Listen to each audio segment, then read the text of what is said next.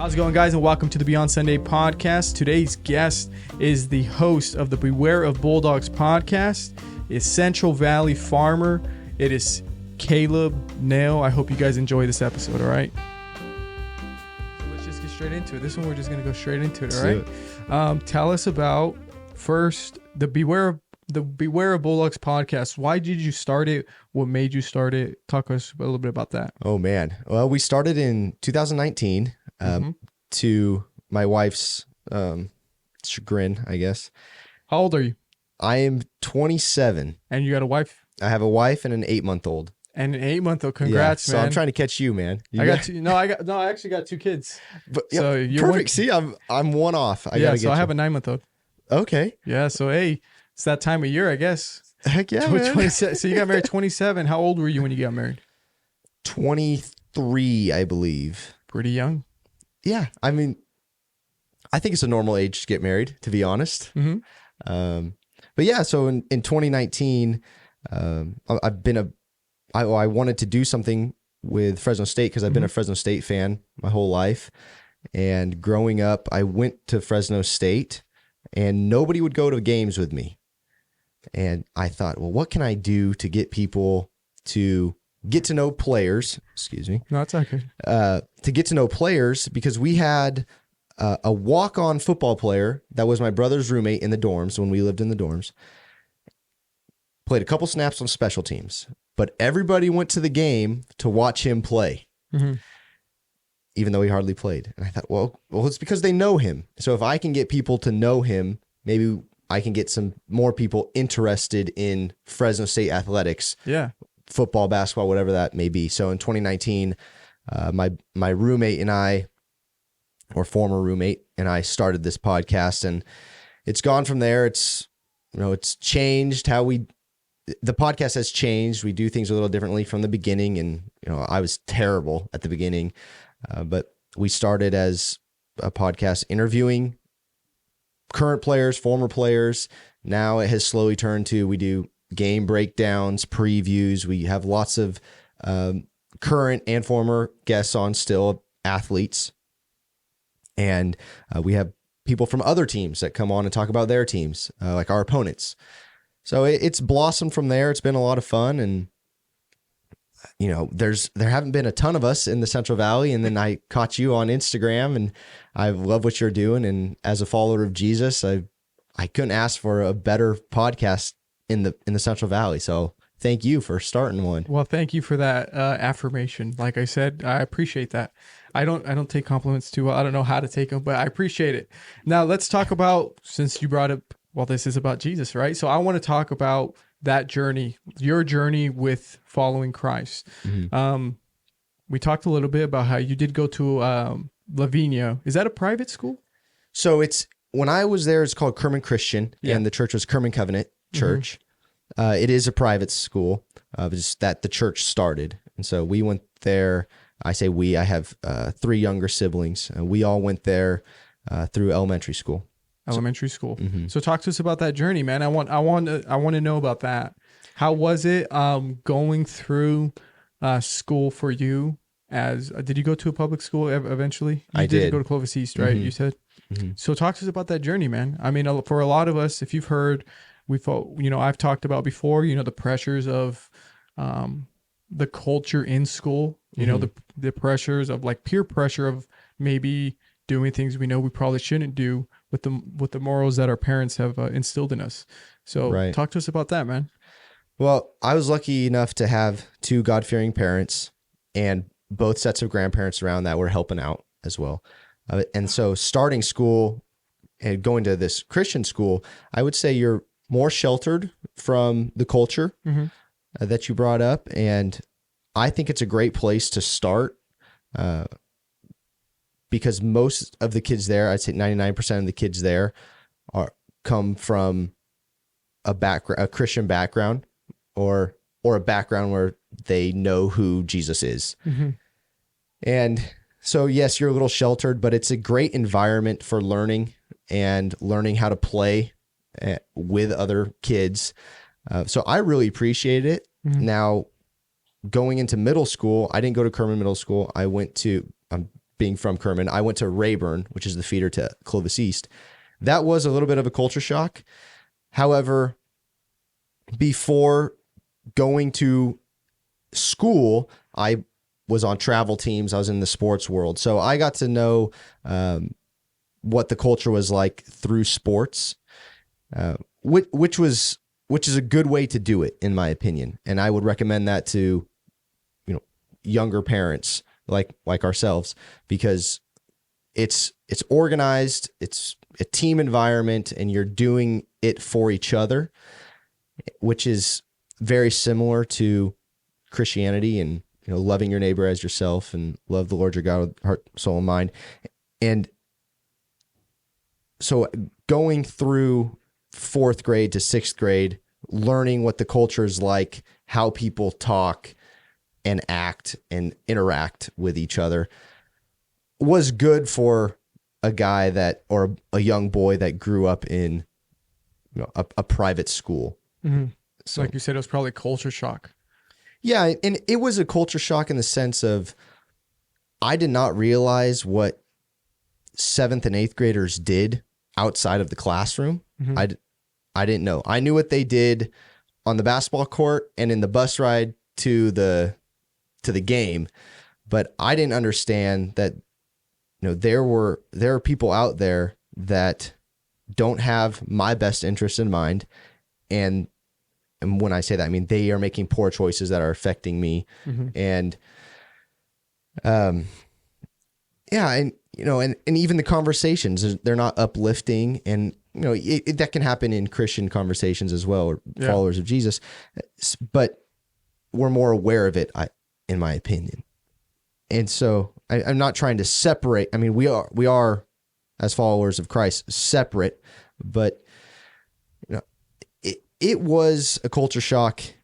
It was a culture shock. So It was a culture shock. Yeah. And there's a lot of sexualization going on. Yeah. That I'm not aware of, and just words that are used. I learned a lot of new words, Mm-hmm. how, and just how people treat each other. I learned a lot of new things going into middle school that were not on the basketball court with the boys. Yeah. Did you have a relationship with your parents where you kind of like talked about that kind of stuff? I did, thankfully. That's really good. That's great. Yeah. And then so what about that transition to high school? Because that's where, like, from middle school to high school is when, a lot of us go through the chemical changes in our body, right? Puberty, right? So like things become different, Mm-hmm. like even being raised in a Christian home, right? With Christian foundations, experiencing that, right? That the changes that a body goes through, Mm-hmm. Can be wild. Can be pretty. Oh pretty yeah, wild. the temptation is real, man. Oh yeah. So talk to us about that, man. I want to know about that in your high school years. Okay, so I will say it was made a lot easier because of the family that I have. Yeah. Because my parents are so involved, and because I have a brother that's a year behind me who was in my ear the whole time, and he knew exactly everything I was doing. So I couldn't get away with anything. But yes, there's a lot of temptations with girls, with drugs, gossiping, all that stuff. There's a lot of temptation, but having a firm background in Christ helps, but it doesn't guarantee you anything. So, being on sports teams was a big distraction, I'll say. I would have gotten into a lot of trouble if I didn't play basketball and do other sports as well throughout high school. So, to me, there wasn't a huge change between middle school and high school just because I was so caught up in the sports world. I was constantly playing sports. I had no idea what was going on outside of go to class and play basketball and water polo and swim. That's it. So, looking back on it now, I'll tell people I could see the Lord protecting me. He had his hand over me and his angels protecting me through that, because if I was not in sports, things would be a lot different. Yeah, that's a good point. That's a good point in the sense of you talking about being distracted in sports. That's probably super important, especially when kids are like unguided, right? Let's say they don't have that foundation or like that support at home where they feel comfortable enough to speak with their parents. And then on top of that, you add that they have no distraction to like, they have a responsibility in a sense to go perform, right? Or go do something. And so these kids who are unguided, who aren't going to doing sports or nothing, and then don't have that found like support at home, or don't feel like they have that support. Maybe they there is support, but they just don't feel like they can be open. Like that was me. So it's like, I mean, I still see the hand of like God protecting me too, looking back. But yeah, that's a good point where, you know, sports can be such a benefit. Right. It can be band or drama or what choir, but sports was my thing. And yeah, and the nice thing about sports is that if you come from a broken home, you have coaches who hopefully do a good job and represent a father figure for you. You know, if you don't have one in your life, and which that can make a big difference. And then you have, you know, guys around you who are your brothers who are going to protect you, and hopefully they want the best for you and are encouraging you to do the right thing, get better, stay out of trouble because they want you on the team. Yeah. You know, get good grades. So be focused in school. Don't get distracted. You know, be distracted with school and sports. And that makes a big difference in an adolescent's life. And then, you know, tack on someone who's in a public school that knows the Lord, who can bring that aspect and bring the Holy Spirit to guys that need it. So that helps. No, yeah, definitely. And so let's see if I can crack some. Let's go through get a little vulnerable. Okay. All right. What were some things that you went through, or some things that you might have struggled that you might feel that other people also might be struggling with? Well, I think the temptation of lust is one, and that will always be one, especially nowadays. I mean, I had a Cricket flip phone back in the day, so it wasn't that I didn't have a problem with like pornography and things like that. But the temptation of, oh, there's a pretty girl, you know, Jesus talks about, you know, we just think it, you know, we look and think. Yeah, and that's a problem. So that was a big problem for me in high school, and I think for most boys that is. And, you know, getting through that is tough, especially when your body's changing, but having mentors, going to youth group and talking to people about it, and going through it with your friends that know what's going on, that you can have accountability. The other thing, and one of the things that I struggle with still to this day, is I'm so quick to anger. I get angry so fast, and, you know, I catch myself, but I get very frustrated, and I can be a jerk sometimes, which is not good. So, you know, throughout high school, I think you can hide that pretty well, but when it comes to adult life, there's no hiding. There's no hiding it. And then when you're married, you go home, and there's no hiding it from your wife. You are one now. You live together. I can't hide being angry from my wife and saying bad things and things like that. So, you know, anger was a thing. One of the things I struggled with in high school, and then, you know, I would say this wasn't a problem, but one of the things I wish I had done in high school was to be more vocal as a follower of Jesus. And, you know, if there's high school kids listening to this, I'd encourage them to speak up. You know, I was a little worried to speak up because I knew most of my team did not follow Jesus and thought I was funny for doing that. But when there are decisions being made by teammates or friends that are bad, not only for the team, but for themselves as a human being, you know, someone needs to speak up. Yeah. And me not being the vocal leader that I know I should have been hurts every once in a while, but that has, you know, now I host a podcast and I can't shut up. So, you know, things change. Yeah. So anyways, those are a couple things that I struggled with through high school. I did end up transferring to a private school, Fresno Christian, not because I was kicked out, just transferred. Life happens, and we transferred over there.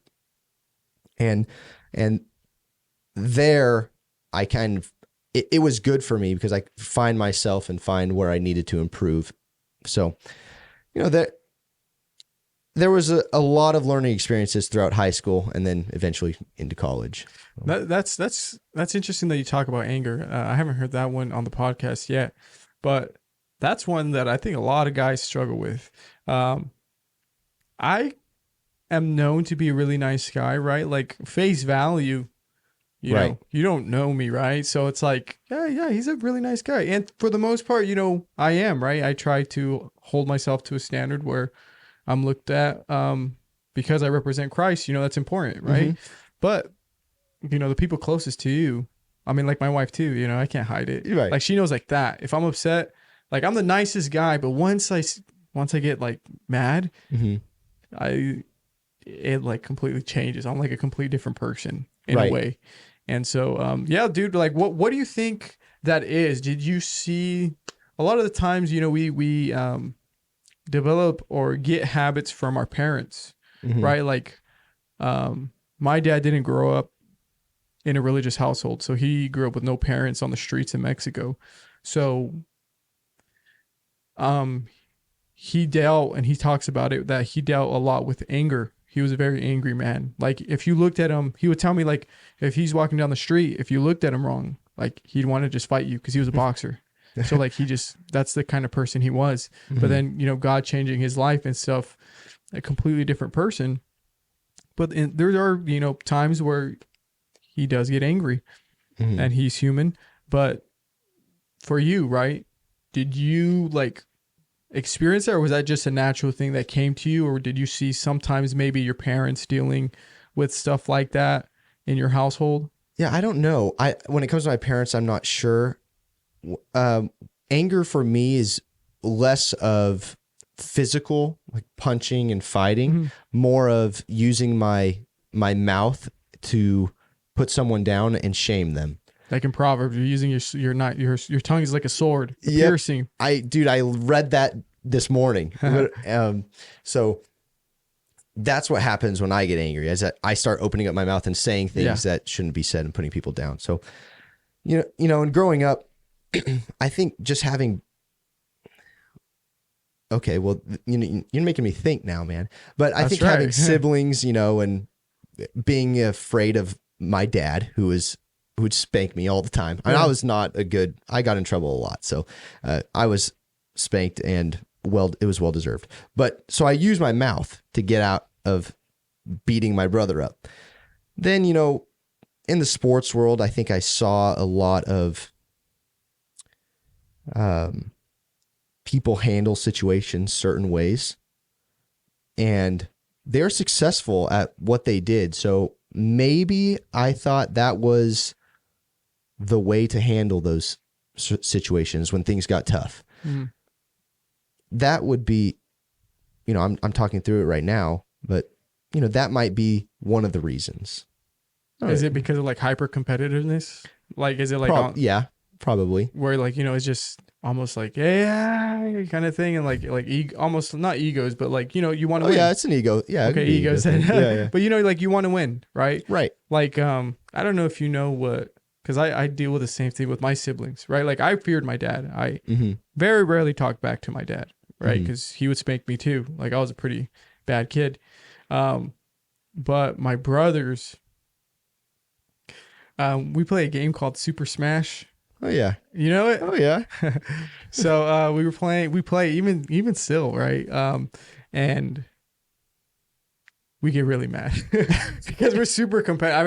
I got 4 brothers, right? No sisters, just brothers. Oh, wow. Okay. Yeah. So we are very competitive, mm-hmm. like almost on anything. We're competitive, and it's a friendly competitiveness. Right. But like even like in a video game, man, like we know how to like use our tongue to like mm-hmm. get you upset, and it happens a lot, you know. But yeah, I 100% relate to that, man. Like you play Super Smash? Yep. Who's your main? Pikachu. Oh, no way. Yeah. Mine's Donkey Kong, dude. Oh, I It's love Donkey Kong. a Donkey Kong or Mario. I love those Okay. characters. But if I could pick a number 2, it'd be Donkey Kong. But no, I take it back. I'm a Diddy Kong guy. Oh, Diddy Kong. Okay, Yeah. that's pretty cool. We should play. Okay, I'm in. I'll invite you and my brothers. We play whenever all of us are together, we play like at 10 p.m. and we just play for like 2 You'll hours. probably smoke me. But Yeah, we play a lot. okay. But anyways, okay, we're getting off topic. So yeah, competitiveness, anger, that's how you felt like you should handle certain situations. If I misinterpret something, just tell me. Super relatable, that is. And then when did you meet your wife? Because I'm interested in that too. Yeah, I Did met you my meet her wife in high school?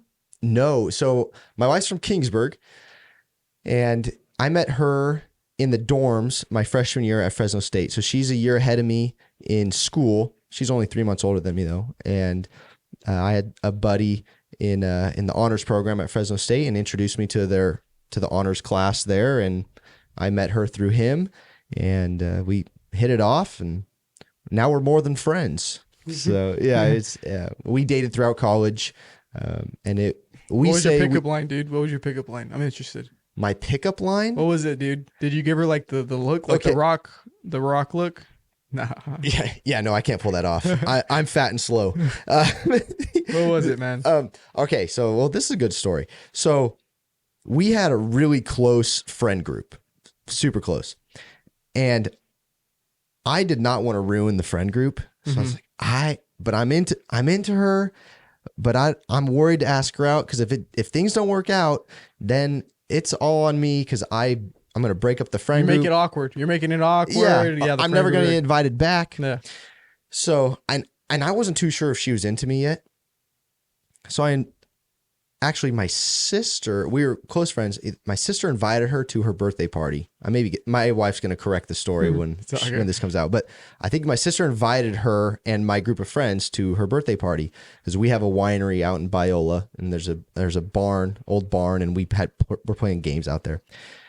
After the party, my to-be wife, I walk her out to her car, and she grabs, the strings on your sweatshirt. She touches it and like plays with them. And I knew that once she did that, I'm in, bro.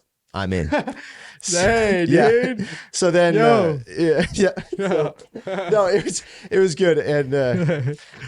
And actually it turns out she was into me. You kind of tell, but her older sister said, boys are stupid. You need to touch them on the arm, things like that. And in the past, I'd tease girls or something, and they're like, stop it, and hit you. Yeah. I never got that. So I didn't know until she played with the sweatshirt stuff. And yeah, and that was, then after that, I took her out on her first date to Don Pepe's. So, Wow. And was she like, was she on your girlfriend? Did you have relationships prior to her? Or was she? I did have relationships prior. She had relationships prior, but we were both, and I don't know if this is too vulgar, but neither of us had sex before marriage, and then or in prior relationships. And so then we meet up, and I mean, if the guys are listening, they know that is one of the hardest things you can do. Is to not have premarital sex. That is, I mean, it's so hard. And so, I mean, my wife and I, we made it. But then once we got married, man, we're having babies. So be fruitful and multiply, man. And when did you guys get married? We got married in Because you guys are 8 months old. So that means like what? You've been married a year? No. So no, we waited a little bit. We got married in 2018. My wife wanted to travel a little bit, and, That's cool, man. So yeah, no, it was good. And, I love being married, whatever people say, like old ball and chain, things like that.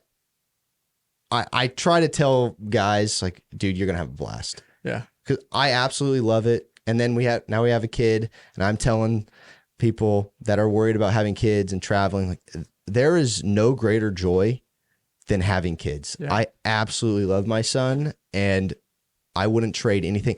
I don't need to go to Hawaii ever again. I will spend the rest of my life with my son. We want more, obviously. So, No, get married, have babies. That's Get married, have babies, Yep, man. yep. No, and stay married. and stay married is the most important right there. That's hard. That's hard, but that's what we aim to do. No, yeah, that's right. We're similar in the sense of being, so I got married when I was 23. Okay. I've been married 3 years now. And then me and my wife, she was actually my first actual relationship. And we had no partners prior to, like, sexually. Mm-hmm. So we were our first time together, right? Yeah. Let's keep it PG. I didn't know how to. I was trying to make a joke, but I was like, no, let's not. Yeah. But yeah, so and it's awesome, man. And then our kids too. Like people our age. I've heard some of my buddies tell me, like, dude, you're kind of young to get married, don't you think? I was like, well, no, I don't think so. Like, it's like, I mean, first we have a child together already. So, because we had a child, she got pregnant before we got married. Mm-hmm. But it's like, I mean, my plan is to stick with her. Right. Like, why wouldn't you want to get married? Right. Like, unless the only reason you don't get married is if it's like, well, maybe I can find something better. It's like, if you guys are like partners for like 6-7 years, like, what is that kind of saying? It's like kind of saying like, I don't want to commit. Right. Like, I don't know really, like maybe something might come along that might be, like that's like the subliminal messaging behind it, really.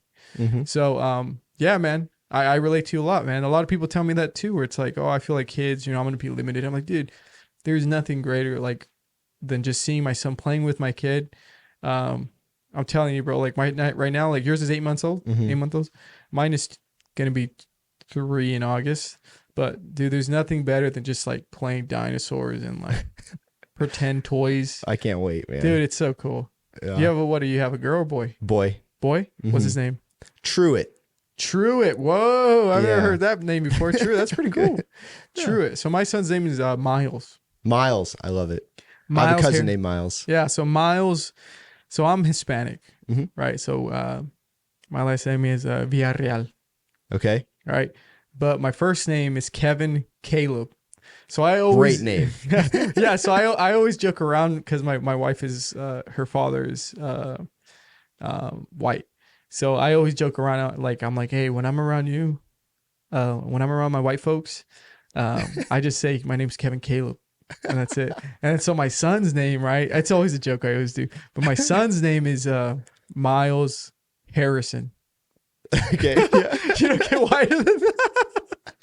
I was gonna say, no, you're not Hispanic anymore. You just That's what I always say, man. I always say that. I'm just joking. Like sometimes I'll tell like some of my my deals and stuff. Like I'll say that joke and they'll be like, "Hey, don't be ashamed." I'm like, no, I'm just joking, But yeah. So my son's name is Miles Harrison Villarreal, and then my daughter's name is Margot.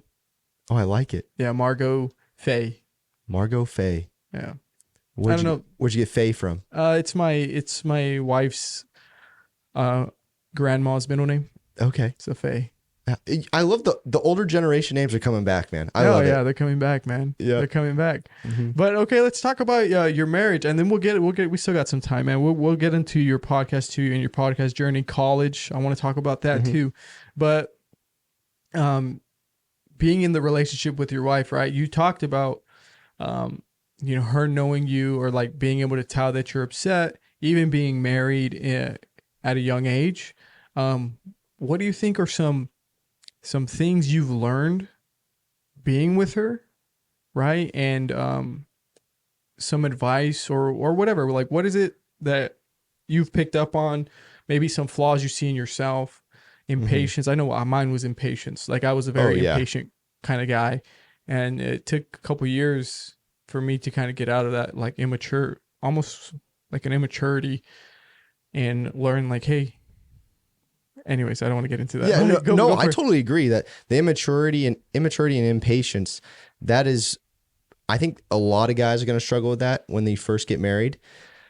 And then you're not going to, we talked about anger and hiding anger, but I think it's really important to share and communicate, one, what's going on, so don't hide anything, and two, share and communicate feelings on everything. And, I debated a couple years because I was told a couple different things of, it's okay to go to bed angry. That's okay. It's okay to sometimes sleep on the couch every once in a while. And then I was also told never go to bed angry, solve things, and go to sleep happy, or something like that. Yeah. It took me a while to get to a place where I can answer that, so we're going to be married 5 years in October. Congrats. Thanks, man. It's, and well, I'll get there, but when something is going on, you can tell. When something's going on with your spouse, you can tell. You can't even try to hide it because they will know. It's weird. Yeah. It's super weird. And so my wife was along the lines of, it's okay. It's fine. Everything's fine. Like, no. Let's put it out there. Let's put it all out there. So we put everything out there right away, and it has helped us. And I am starting to disagree with the line of, it's okay to go sleep on the couch if you're angry. Now, granted, we've only been married 4 or 5 years, so our fights are smaller than, I shouldn't say fights. Our disagreements are, lesser than, if you've been married 15 years and or we just haven't had a big disagreement, I should say. So my wife's not kicking me out on the couch yet, but we try to do our best to get things resolved, and it has been very helpful for us. And we don't try to hide anything. If you're struggling with something, we put it out there. And I was going to go somewhere else too, but I lost my train of thought. So yeah, we try to put it out there and resolve I agree 100%, man. So when me and my wife, when she was my girlfriend, the first thing I said, just because of people I've seen deal with like bottling anger, I don't really understand that mindset really. But it's because we're competitive and we just say it, right? That's probably it, man. That probably is it. But I told my wife in the beginning, because she was also the same way, where she just didn't want to talk. And I said, look, I'd rather you be upset with me and just be honest with me. And like, I know what you're actually thinking. Like I would never be able to read your mind. Right. Like that's just never going to happen. And this was too, I handled a lot of things I was very immature in a lot of ways, but we were first relationships, so we're figuring it out. Right. So we've gotten a lot better. We're in a really good place where, if she's upset at me, with me, I can tell. And now it's my choice. Do I continue to antagonize and like just kind of want to be like a bug, and I'm just bugging her, which I probably shouldn't do, but our arguments are so small, but it's because I think I can be ignorant, right, to think this, and I'm going to admit it. But I think that we've gotten rid of a lot of future problems by first being very transparent, being honest, right, and also not having prior partners. I think having prior partners, right? There's a statistic where, the more sexual partners you have, the more likelihood of divorce. Okay. Right? I didn't know that. Yeah. So, I believe it. It's because, you can start playing the compare thing, right? It's like, oh, well, this or that and stuff like that. But, us not having to deal with a factor of like jealousy. I gotta fix that. I hate it when that happens. I hate listening to myself like that. But us not having to deal with the factor of like jealousy in a way, because we've only been with each other, right? It's like something we don't deal with. Like we don't get jealous in the sense of like wanting to know where she's at, where and all that stuff. Like I trust her completely. Right. I trust her completely. I don't have to worry about any of that. And then being transparent, right? If I tell her, like, if I do something and it bugs you, tell me, because I don't want you blowing up on me if I put my shoes in the wrong place, right? Like just be honest, because then I'm gonna have to think, okay, she's upset about the shoes, but then what is she actually upset about, kind of thing? Because bottling anger up, that's what happens, right? Like you just blow up, and then it's like, what where'd this come from? Right. Right. So I think we've eliminated a lot of factors, because it's surprising how many people don't do that. Yeah. Yeah. Like, I'm pretty sure you've had friends and stuff where, like, I've heard somebody say, like, they got married, right? And then they recently, which sucks, they got a divorce. Mm-hmm. And it was about children. So one wanted children, one didn't. Oh, right. And in my head, I was like, how do you not talk about that? Yeah. Like, yeah. how do you not talk about that prior? Like, if you're going to make this lifelong, especially if you're Christian, right? And our foundation, like, this is not just a vow between us, but it's a vow to God, right? How do you not talk about that? Right. And I think, going back to sexual partners and the statistic that you brought in, like, my first thought is, well, marriage was actually created by God. And so, someone that, because I believe the Holy Spirit can heal. I am a firm believer in healing. And so. You're a little charismatic. What do you mean? Do you know what charismatic means? Yeah. Yeah. But what do you mean by I'm a little charismatic? Because some people don't believe, like, in the gifts of the Holy Spirit, like healing and stuff like that. Oh, well, I would encourage people to read the Bible. Yeah, that's kind of it. But yeah. And we've seen, so, okay, I'll get to something really quick about Holy Spirit and healing and things like that. But because marriage was created by God, and the gift of sex was created by God, I believe that once you get married, and if you are married to, you're now one with your spouse and the Holy Spirit, the healing can now happen, and it doesn't matter how many sexual partners you have if you have that firm relationship. But if you do not, I can see how that would be really hard. But I agree. Okay, yeah. Well, good. I don't know if this is not, not crazy. Yeah, go for it. What were you saying? So at the winery, at Givoli Winery, we have a baby barrel. So What's that? We love babies. So we have a wine barrel, and my dad thought it would be great to put the name of the couple down that is trying to have a baby. So he put them on the barrel. They got pregnant. Oh, okay. So he did it again. They got pregnant. He put me down. We got pregnant. Everybody starts getting pregnant. Everybody that goes on the baby barrel gets pregnant. Then we have, couples that come in, and they're friends of ours, and they're struggling with infertility. They got put on the baby barrel. And with this baby barrel, what comes along with it is that it's actually behind the bar.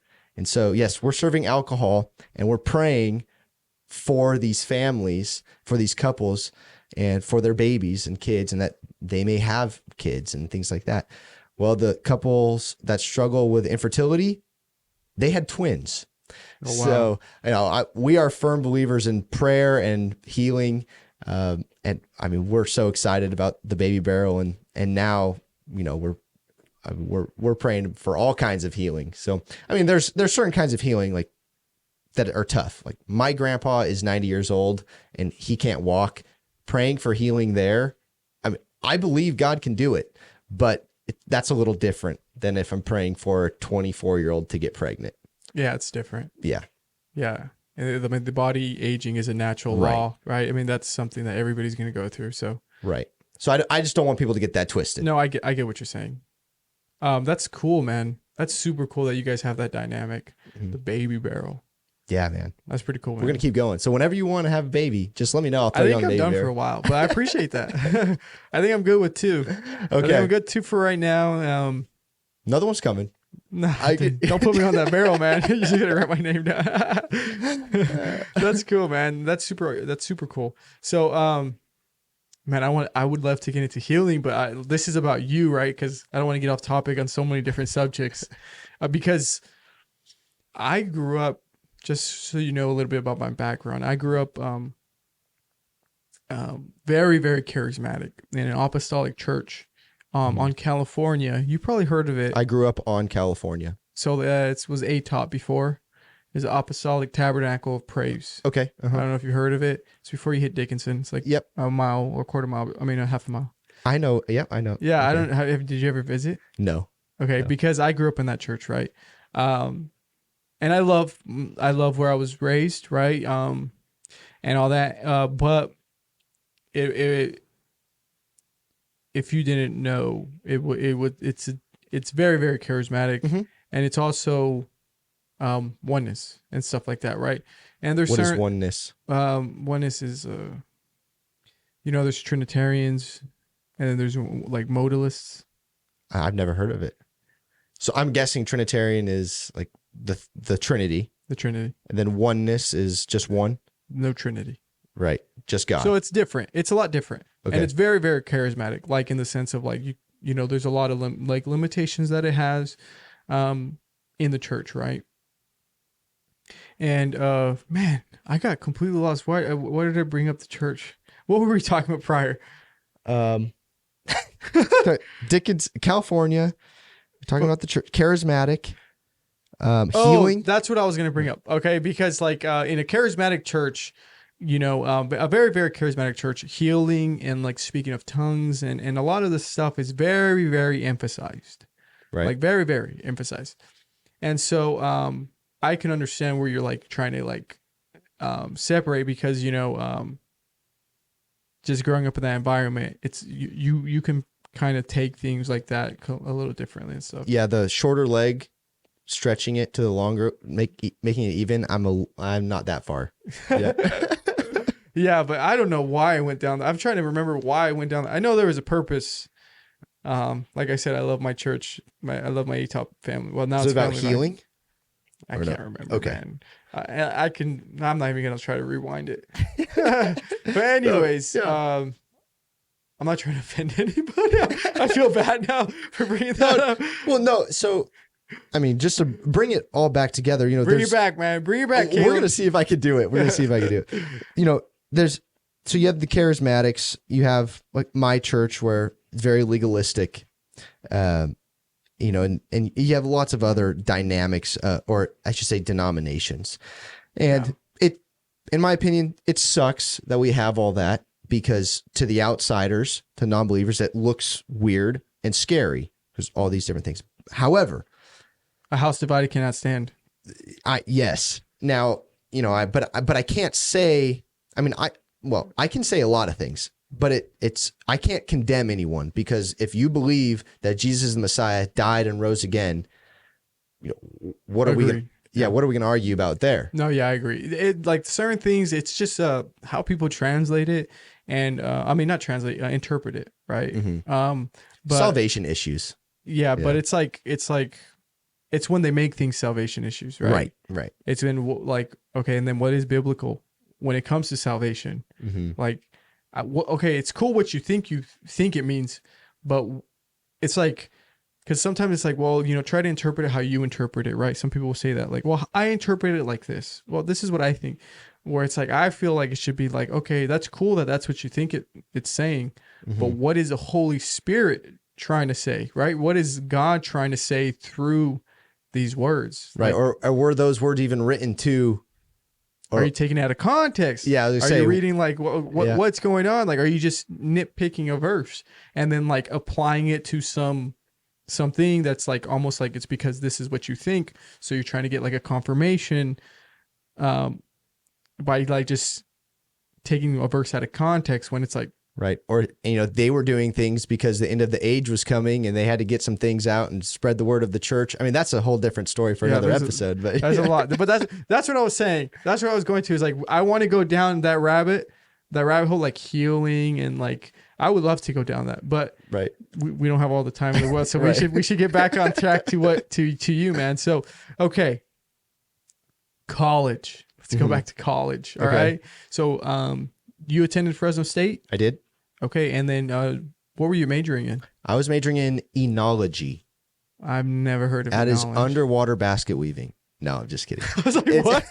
Oh, that's a white thing, dude. I'm just kidding. I'm just kidding. I was a swimmer. No, winemaking. Oh, that's cool, man. Yeah. That's cool. I don't know if you know the San Joaquin winery. I know of them. There's Joe Sagarbella. I think he owns it or something like that. My brother and my dad would be the ones that know them. They probably know them. Yeah, my wife's uncle owns a winery here. Okay. In Madera. San Joaquin Winery. I think he's co-owner or something like that. Okay. Partners. Yeah, I've been there, and nice. we've done some work with them, I believe. I could be wrong, but I don't do all the logistics. Oh, it's not good, man. I do more of the farming. But that's cool. So wine. So like to make wine. Yeah. So it's a lot of chemistry. You are a couple classes away from a chem minor, which is ridiculous. They make you take biochem and OChem, and biochem, I don't know why they make you take it, but organic chem is a lot of fun. The funny thing about the enology program at Fresno State, so we have a winery on campus at Fresno State. There's very few campuses that have a winery on campus, and we're the first one in the nation. We have a lot of... Oh, really? Wow, that's cool. Yeah. We have a lot of fraternity and sorority kids that will join the program as freshmen, or they see like, oh, there's a class where you could drink alcohol. And then come to find out you're pretty much a chem minor, and a lot of people leave quick. Really? So it's a smaller program. It's tough. I wasn't smart enough for it, so that's why I'm driving tractor on the farm. Hey, no shame in that, boss. Yeah, no. So, but it was a lot of fun, and I know we got to do some fun stuff. And my wife was a food science major, so it worked out perfect. Yeah, wine cool. and food. That's cool, man. Yeah. And so that's how you met your wife I actually met them in the dorms. In the dorms. Okay, so it had nothing to do with your major. You just met her in the dorm. Yeah, I just met her in a dorm. Okay, so how was we met love we found love in a hopeless place. That's what we say. Wow, that's cool, man. That's kind of like a cliche thing to say, right? Yeah. That's cool. Isn't it a song? I think it's a song. Oh, is it a song? Yeah. I don't know, man. Like when you're talking about like chemistry and stuff, like just let you know, like I didn't go to college and I barely graduated high school. So like when you're talking about stuff, I was like, ooh, I don't know what you're talking about. You do not, in today's world, I am not a fan of college, by the way. So. Why is that? That's interesting. Man. Okay. Well, it depends on what you want to do, of course. You want to be a lawyer or a doctor, please go to school, or an engineer and build a bridge that I have to go across, please go to school. Yeah. But there's a lot of things, in my opinion, that you don't need to pay a bunch of money for and go into debt over. You don't think gender studies is important? That is actually very important. I'll actually model. No, just kidding. Oh, dude, were you being sarcastic? Yeah. I was being sarcastic. I was like, oh, dang. I was like, oh, my bad. I was trying to offend you. No, yeah, there's certain degrees where I was like, I'm 100% on the same boat with you, right? Like, well, you just tell me, you don't have a college degree. You started this photography business. You're in sales. You don't need a college degree. Yeah, it just depends on the person. And like, if you don't know what you want to do, be careful in like getting in debt to get into a major, right? Like if you're not sure, like 100, wait, I don't think you have to be 100%, but like just do homework and then make sure like that degree can potentially make you money. Don't get like a degree that's not going to get you money. Right. Really. But that's cool, man. So you left school and you went to go work on the driving tractor. Yeah. I say, and a lot of people don't know this, but I got my MR degree, my Mr. degree. I got married. So I've never heard that before. Yeah. So I got my MR degree. I went to school for 4 years. I have 26 units left at Fresno State to get my enology degree. I dropped out, got married, and work on the farm now. But that's cool. So I technically have 2 semesters left, 1 year left. But I decided that it wasn't for me. I hated school. I sucked at school. I wanted to work on the farm and get going. What did your wife think of that? I mean, she was your girlfriend at the time, I'm assuming. Yeah, she's a little worried, about that, but and so was my father-in-law. But we've made it this far, and they appreciate what I'm doing now and see that I'm working and I'm not being a bum sitting around. So, I think that was right on the cusp of really in the past, I'd say 4 or 5 years. It's really changed to where people are not so into college degrees now. Mm-hmm. And I dropped out right when that was changing, I'd say. So I'm all right. We're good. And yeah, that's cool, man. Yeah. And so, a lot of people say, well, you don't have your degree from Fresno State, but you have a Fresno State podcast. And I don't know what that has to do with anything. So if you keep up with a school, you can be like all the people in mainstream media doing the same thing. You don't need to be attending to have a podcast about it. No. And and the reason I bring that up is because I want people to know that if you're passionate about something, go do it. Yeah. You can do it. So that's cool. So where do you see Beware of Bulldogs heading? Oh man, that's a good question. I mean, obviously I'd like to get it to a point where I can attend practice and watch the practices, whatever sport that be. Right now, like this morning I had to wake up and go drive tractor. So I couldn't go to football practice or whatever, baseball practice, whatever it is, and talk to coaches and things like that. So I'd like it to be sustaining to where I can get all the info on Fresno State. And, when people ask, hey, we want to get info on Fresno State. Oh, let's call Caleb. And my co-host is also named Caleb, actually. Oh, cool. So let's call the Calebs, and talk about it. We are highly opinionated though. So we have lots of opinions and we don't want to sacrifice that. So, there's a lot of give and go with, could we pursue something with the school, but we know that we're going to have to sacrifice our speech and our opinions and what we can say. But we would be a lot bigger. But if we don't sacrifice our opinions and what we can say, then we can, which is what we're doing right now, we can stay the course. We're going to slowly build. And I think when it comes to sharing your opinions, people get to know you and they appreciate you a little bit more because you're real. Yeah. They don't want to hear the typical responses in sports. Like we're going to go 1-0 this week. We're going to get him next week. We're working on things. We got to hit the weight room, stuff like that. They want to hear the meat. Yeah. And if things are going wrong, they want to hear people that are going to say things are not going well or things are going great. Yeah. They don't want it to be all sunshine and daisies all the time. Yeah. So where do I see Beware of Bulldogs in the future? That's a good question. I don't know. Just going with it. We're just going to continue to grow and cover Fresno State. I mean, we can always do a better job of covering Fresno State. So that's where we want to get to. That's short-term goal right now. Just getting better. Just getting better as hosts and being on top of what's going on at Fresno State in the athletic program. So, we're involved in with a couple people and with a couple clubs and things like that. So we can get info, but it's nice to be at football practice, talking to players so that they know you, they feel comfortable with you.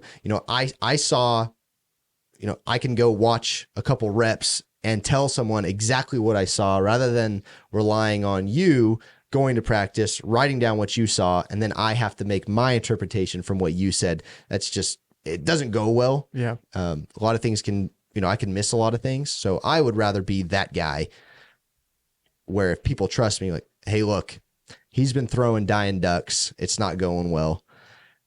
Or he zips the ball. He could throw it through a brick wall, but we're going to be just fine.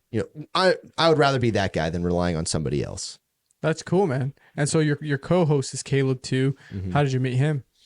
College as well. So I rushed AGO. AGO is a Christian, or they call it Christ-centered fraternity, and he was the president at the time. And we connected through Fresno State athletics because, I could hold a conversation with him. So because he is into Fresno State athletics big time, and so was I, and my brother is as well. And so we could relate and talk. And he's like, "Wow, you guys are some of the few people I can actually talk with other than my dad and brother about Fresno State athletics, and you can keep up with me." I said, "Yeah, actually, I'm starting a podcast. You want to join?" So, oh, wow. Yeah, he's been great. He's follower of Christ as well, and we're good friends, and so he's been good. And we have another guy that helps us out during football season. And we have a lot of people that help us out with this whole process. I mean, there's other podcasts in the Central Valley that do sports that we talk to, and we're good friends with all of them. So, it's a good scene, the sports podcast scene in the Central Valley, and it's growing. So it's a lot of fun. And I'm very thankful for what we call Caleb. I'm Caleb N. He's Caleb P. So I'm very thankful for what he does. K and P. You said? I'm in Caleb in, and he's Caleb P. In P. Yeah, That's pretty cool. Yeah, so or we just call it the Calebs. The Calebs. Yeah. Yeah, I'm on the same trajectory as you. As I would wish that this would be where I can just be doing this, creating content, right, covering maybe things going on. Mm-hmm. But I am pretty busy with stuff going on, and I can be better too. We could always be better. Right. It's just trying to get better is the important part, and like improving daily, analyzing yourself, being honest too, and being like, okay, what could I excuse me, what could I have honestly done better? Right. Am I putting as much time and effort into what I'm doing to make it better? Right? Because it's all about it's not like really about time, as like there's not enough time. It's more like, am I putting enough time? Is it important for me enough to put in time? Right. Like that's really the question. And sometimes like this right here, it is super. I want to continue to do it, and I did slack. For anybody listening, I apologize. I haven't posted in 2 weeks, consistently, and that's my bad. So I apologize. Anybody You're who's working listening, hard, man. You're working hard. I'm working hard. I got a job change recently, and I've just been really swamped. But I'm gonna get back on the grind, because you know what? Jesus first. Right. Why are you laughing, bro? No, I'm just kidding. No, but I'll go first. Yeah, Sorry. no, I mean, you say Jesus first, and one of the things that Jesus did was he had fellowship with others. Mm-hmm. And I think that's one of the great things that we get to do as guys with podcasts is have fellowship with others. And, we can choose who we have fellowship with by bringing people on, but, you build a listener base, and, we interact with people in the Fresno State community and our listener base and part of the fan base. And, we have fellowship with them. We just threw a tailgate at the Fresno State spring game, and we got to meet some listeners. And then you get to have people in here, and they share their testimonies, and you get to know them. And so I think that is the great thing about podcasting, is that people get to listen to. I mean, for us, it's great. For everybody else, they get to listen to conversations, things like that. But people a part of the podcasting world, we get to have fellowship with other people one-on-one. Behind closed doors, but I mean, it was behind closed doors, but we get to share that with the world. And, I love it. And I love having fellowship with people, and, sharing a glass of wine, or, jokes and smiles. Oh yeah, man. It's the best. I love getting to know people, man. Mm-hmm. Like I tell my wife all the time, like, if it wasn't for me starting this, I wouldn't have met you ever. Mm-hmm. And you live in Kerman. Yeah. I live in Kerman. We would have never met. Everybody I've interviewed, right? If I'm not in their immediate vicinity, right, I would have never met. And I think it's so cool, like that, just getting to meet them, creating a connection, like networking too, right? Right. And fellowship and all that stuff. It's one of the funnest parts about doing this. Editing is the worst part. Oh no, editing's terrible. Yeah. I gotta get better at it. That's why we continue to do it, to make money so that we can pay an editor. No, exactly. No, but that is super true, man. And one thing I kind of, I don't know how I'm going to tackle this, but how can I build this into something that's just self-sustaining, that I can employ myself as a worker of it, to be able to produce as much content, great content as I can, but without asking for support. Because I don't want to be asking and then look like, oh, this guy's asking for money. You know what I mean? That it's tough, man. We're starting to get to that level, and I'm sure you were raised the same way. You don't go out and ask for money. Yeah. You go earn the money. Yeah. It's so, you have to be putting out a product that is worthy of people to see. Like, exactly. Okay, they're doing it. Here you go. Exactly.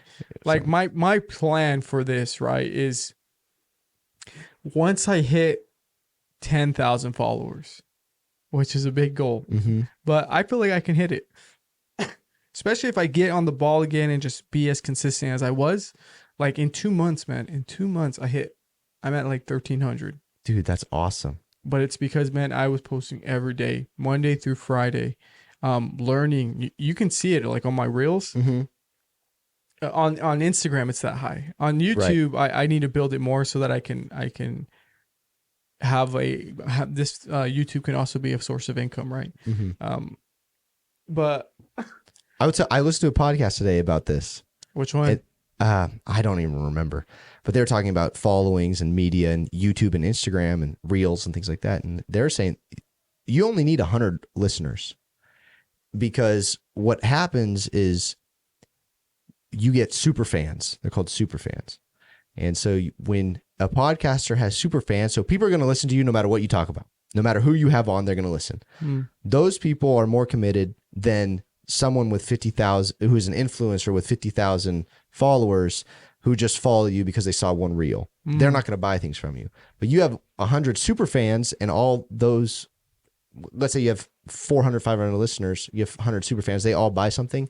Those companies, especially local companies like who we are most likely to have as local podcasts, local companies are more likely to come to you and me and a couple others, get multiple smaller bases with super fans and say, here you go.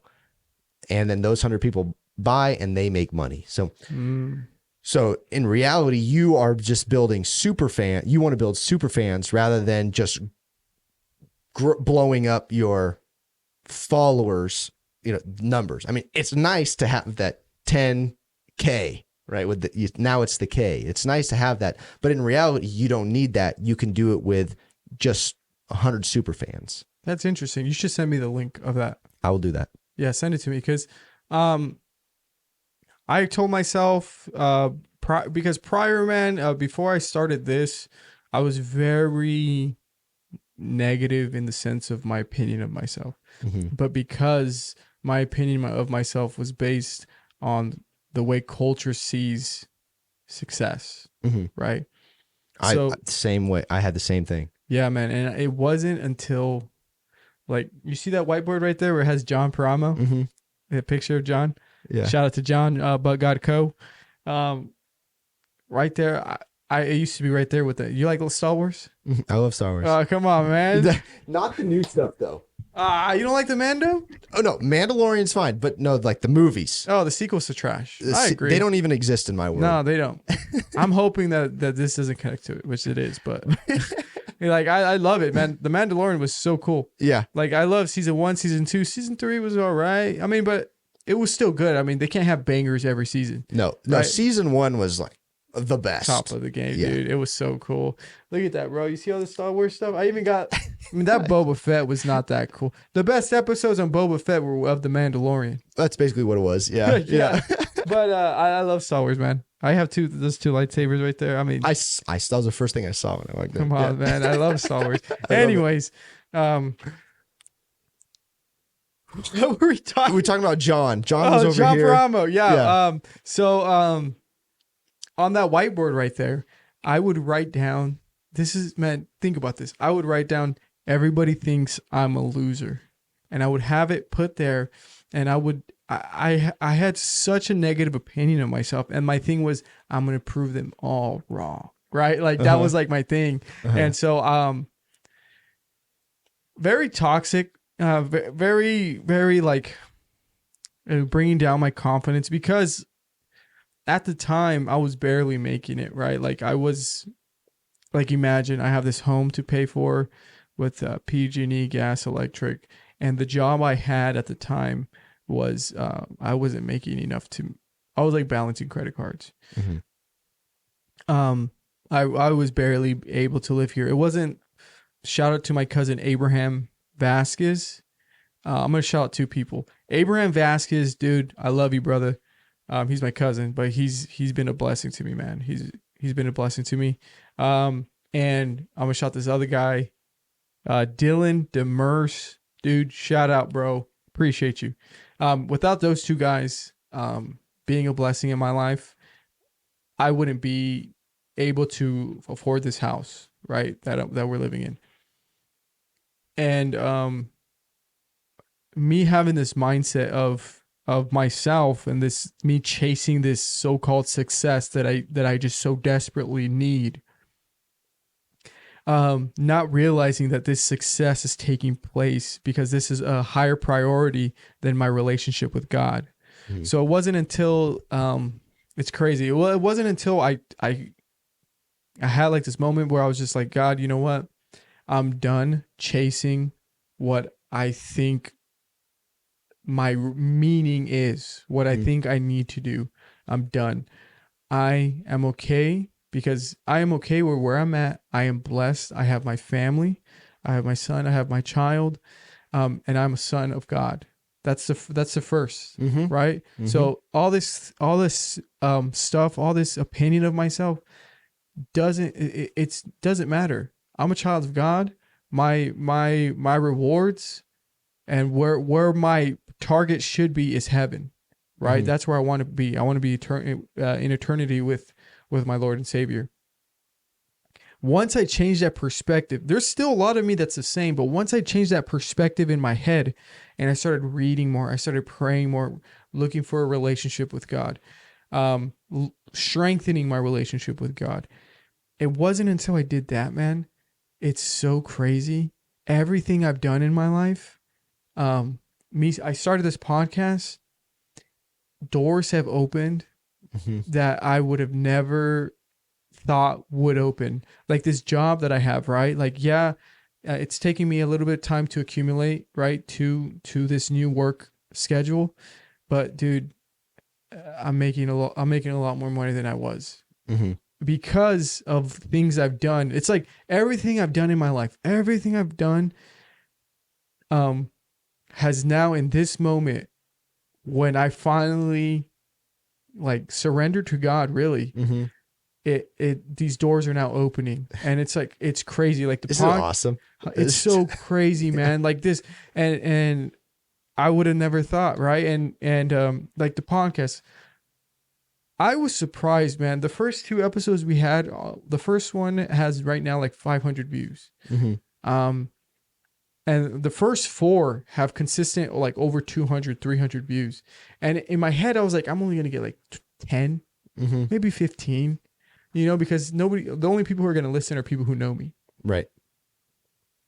But dude, I've consistently been getting at least 100 views. Shout out to all my viewers, everybody who watches.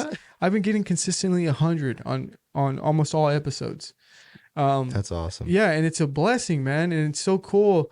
I would have never thought that the growth that I've been having as rapidly as I've been having it would be happening as fast as it's happening. And then on Instagram too, like I thought like, okay, my year goal is to get to 1,000. That was my year goal. Like, how am I going to do this? I have to create reels, things that people like. And then, bro, 2 months, I'm at 1,000, 1,003. And I'm like, dude, that's so crazy. Like, and now I see, like in my head, I'm like, okay, glory to God for everything that's going on. I'm blessed beyond what I thought it would ever be blessed as. And so I give all the glory to God, but it's now like, now it's like in my head, it's like, okay, now I got to do the best that I have to do. I have to, if I'm going to do this, if I'm going to be representing God, I want it to be excellent. Right. Excellent. Like that, like the stuff you see here, like the lights and stuff like that bar is new, but it's because I used to have stands here. I hated it. It's like in the way, but, yeah. Anyways, no, I can go. Well, I have a similar story because I got to the point with Beware of Bulldogs. Like, I'm done. I can't do this anymore. I'm getting bored or burnt out. I'm farming, raising a family. I was coaching basketball at the time. I'm getting rid of this. You know what? But sometimes during football season, I love it. So this was before this past football season. I turned everything over to him. I prayed. And I'm like, you know what, God, it's all yours. It's for your glory. If you want it to happen, let it be. And, if you want me to quit the farm, go somewhere else, that's fine. Let it be. But I'm giving everything to you. This is your house. It's all yours. And I mean, immediately after, the podcast blew up. Wow. And we had a great football season, so that helped. Then we covered all of basketball season this year. We're covering baseball season right now. We're having a great response.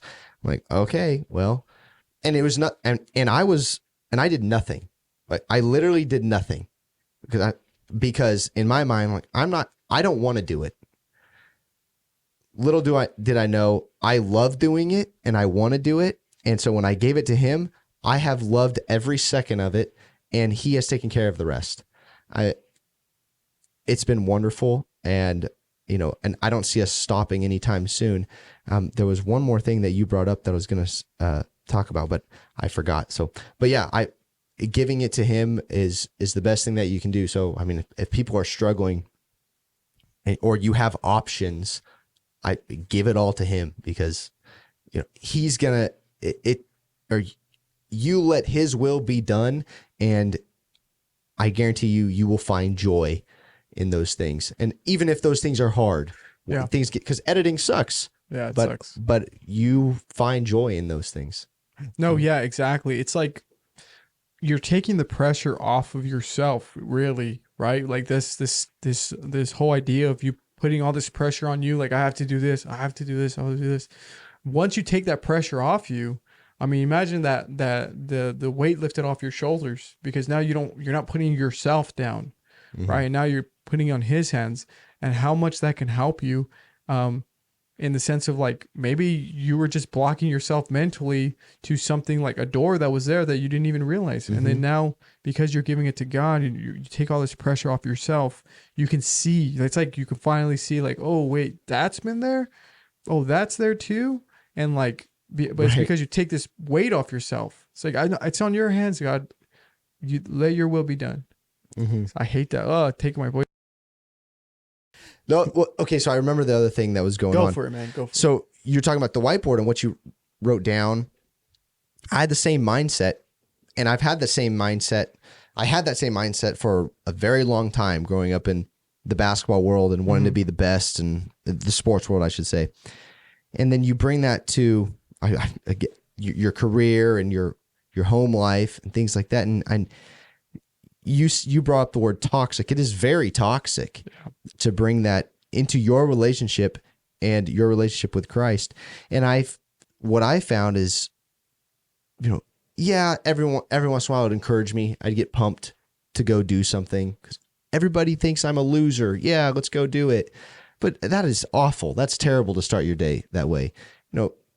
So now, I start my day and I'm reading the Bible, and there's nice, joyful, encouraging quotes that come to mind, and I'm doing things for the glory of God. So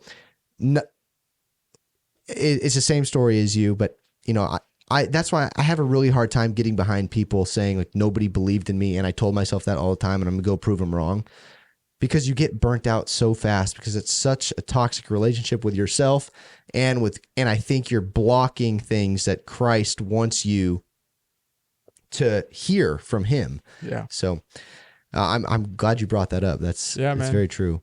So we're on this journey together then. So if you got advice for me, man, if you see something, hey dude, maybe you should do this, send it my way. I'll do the same thing to you if you're down. And then we could just grow together. I mean, that's going to be the best way, having a network of people who are on the same trajectory as you, and then just like learning from each other's mistakes, really. So that's super cool, man. All right. We're at an hour and 10 minutes, I believe. Woo. Okay. So that's pretty cool. It actually went by really fast for me. I loved our conversation. So I'm going to ask you 2 questions, all right? Okay. I got to come up with more Q&As. I was giving this to, shout out to Marcus, Marshall, and man, they're the 2 people they were right there. They were just watching, but they gave me these Q&A. I haven't switched the Q&A. I got to create a Q&A thing. But okay, what's your favorite Bible verse? Oh my goodness. You can cut all of this pause out. No, it's all good. No cuts, man. Yeah, I know, right? To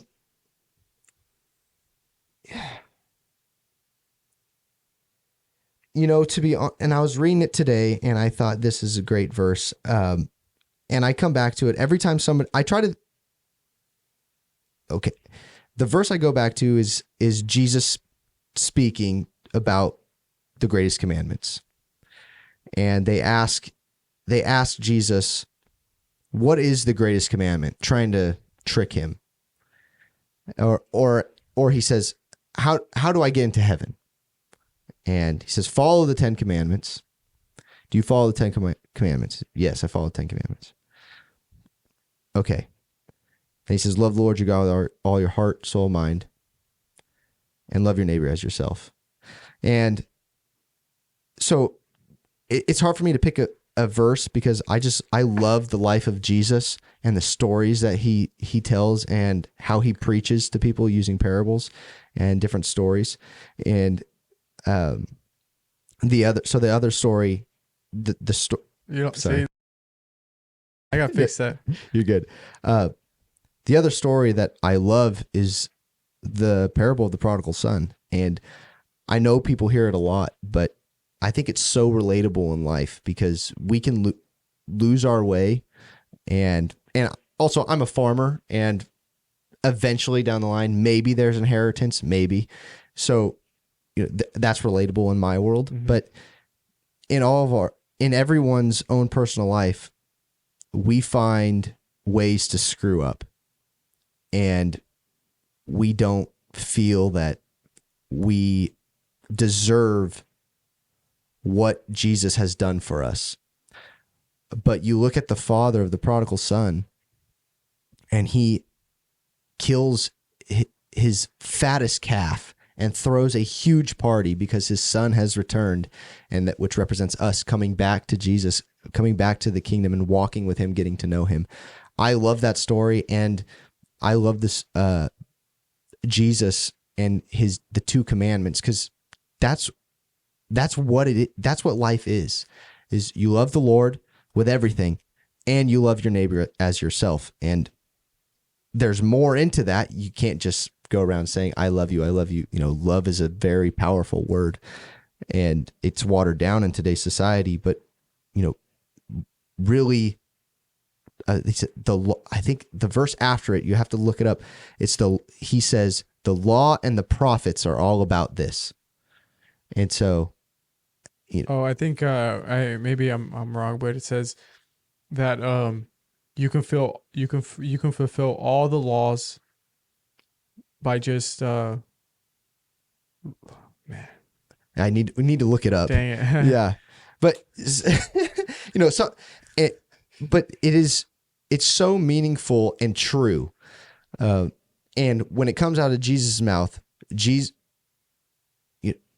he is speaking to people that want to follow him or are trying to get into heaven. I shouldn't even say trying to get into heaven. They want to please our Lord God, Jesus Christ. And that is how we do it. So, so when you ask about what is your favorite verse, it's really hard for me to pick. I want people to go read the Gospels and follow the life of Jesus. That it is so cool. There's so many good verses in there and good stories that Jesus talks about. It can be confusing, but it's so meaningful and helpful. And the love that Jesus shows the people in that time is unbelievable. It's, that's why we try to be like, or I try to be like him. And so, love is not acceptance. I'm going to tell you when you're wrong, but I'm going to do it through love. So prodigal son and Jesus talking about, how to get to heaven, and the 2 greatest commandments. Those are my favorite. So the parable of the prodigal son is and the that second part you said that I forgot. But no, that's super cool. If you can give yourself any advice to your younger self, what would that be? I think enjoy the time that you're in, and that is not saying go party and do all these things. I'm saying be present where you're at, because I was so caught up playing sports. I didn't, the saying, stop and smell the roses. I just was going to put my head down, play basketball. I was going to be the next Dirk MJ. Nowitzki. Oh, No, I'm white. So it's all good, dude. yeah. So I'm going to go do that. Well, I stopped growing at 6 feet tall. So that wasn't going to happen, but I was just going to go work hard, play sports, and impress everyone in the stands. And, I didn't stop and enjoy my friendships with people. I did have a lot of friends, but I didn't stop and enjoy them and build new ones.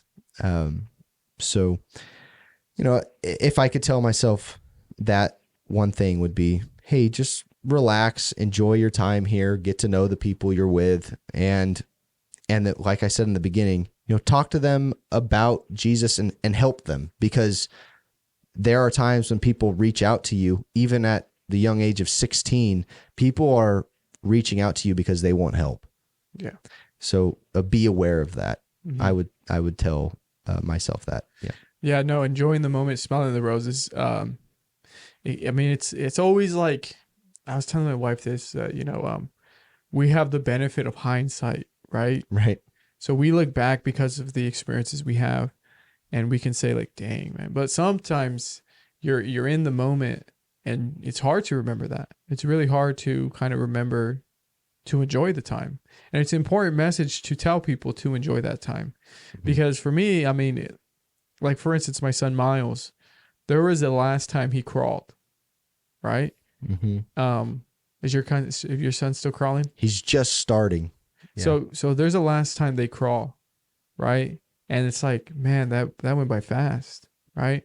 And then there's going to be a last time too, where like the what's it called, chupon? That's what we call it in Spanish, but the binky. Oh yeah. So there's a last time he uses that, right? There's a last time he's like speaking like a baby, right? Even when I got married, there's a last time I was like under my parents' roof, right? There's a last time like with my brothers, like being able to say, that we live together, right? And it was just like that one day, and it's gone. High school, there's the last time I saw all those friends, right? So it's like in the moment, it's hard to remember that, but it is so important to remember it, right? Because it's in the Bible too, that God gives us life, and we're blessed. We're blessed with today, right? So that's to enjoy today, right? Right. Don't worry about tomorrow. Yes. And my wife and I talk about that all the time, because it says, look at the flowers. Like, you're worried about clothes. The Lord loves you, and he takes care of the flowers like that. Yeah. And he takes care of the birds and what they're going to eat. Don't worry. Yeah. Enjoy today. No, that's a good message, man. And then the love message, the love too, I would love to talk about that, because I agree 100% where love is super watered down. Love is not just an emotion, which I feel like a lot of people think it's like almost like a sexual emotion, especially if we're speaking of like partners, where it's like, no, love is also action. Love is action. It can be emotion, but it's action. Like, I can show you love by showing you patience, right? That's how I can be loving to somebody who I don't know. I'm kind. Well, Corinthians, I'm kind. I'm patient. I'm not envious. Those are all different ways to show love. So it's like, when people say that, it's like, but like when they use it loosely, it's like, right. Like, it's kind of like, dude, no, you know what I mean? Like, oh, I don't love, like when you hear like, oh, I just don't love him anymore. See, like, well, you just think it's an emotion thing, right? Like, it's super important to know that the way you see your spouse or your significant other changes, right? You are in like a lovey-dovey puppy stage in the beginning, but then it changes. It changes throughout. Like, I've been with my wife now in a relationship with her. It's going to be 7 years this year, right? We've been married 3. We were together for like 4, and then now we're going to be married We've been married 3. But it changes. Like the way I see her is not the way I saw her when we first were dating. Mm-hmm. But I don't love her any less. It's just different now. It's just like a different kind of way I see her every day. You know, I get tired of her sometimes. Yeah. I'm just kidding. Well, you know, that's the one thing I don't think the English language does well is, you know, they don't do the word, we don't do the word love justice. So like, I'm sure, you know, in the Greek back in the day, like in the Bible, there's a bunch of different words for love. Right? There's different loves. And, you know, when Eros, right. And when Jesus was asking Peter, do you love me? He wasn't just saying, do you love me the way we think love? He actually used different words, different forms of love. And so it would be nice to where we could explain that in one word, but we just have love. So unfortunately, it's hard to do. Well, that's important. That's why it's important to actually because the Bible they may have spoken in Arabic or Aramaic, Mm-hmm. right? And then they wrote it in Greek, and then we translated it to English. Right. So there is a difference in the sense of how they use words, right? We do the best we can with our way of speaking, right? Like love, but that's why it's important to get context in also understanding the original or the earliest translations, the Greek translation. Like not just reading, like it's good, right? Obviously the Bible was made simple for all of us to understand the messaging, but it helps to be able to, it helps in knowing or having some education in the original translation, what it means, like how you said, that is a super important point, right? Because there are, I think it's 4, right? It's like agape, Mm-hmm. I think eros, I think there's like, I forget all of them. Mm-hmm. See, I need to do more homework. Yeah, same. Slap on the wrist. But yeah, man. Okay, so now we're like at an hour 15. So we're going to cut it right here, man. Do you have, plug your podcast. Oh, well, first, thanks for having me on, man. I appreciate it. Of course, man. Beware of Bulldogs. We are on Spotify, iTunes.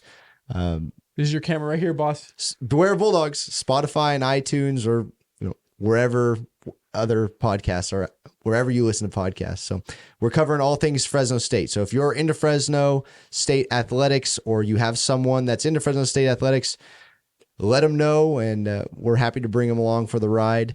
We're covering baseball season right now. And then during the off season, we're going to have lots of guests on. And then football season, we go all in, and we have 3 episodes a week covering football season.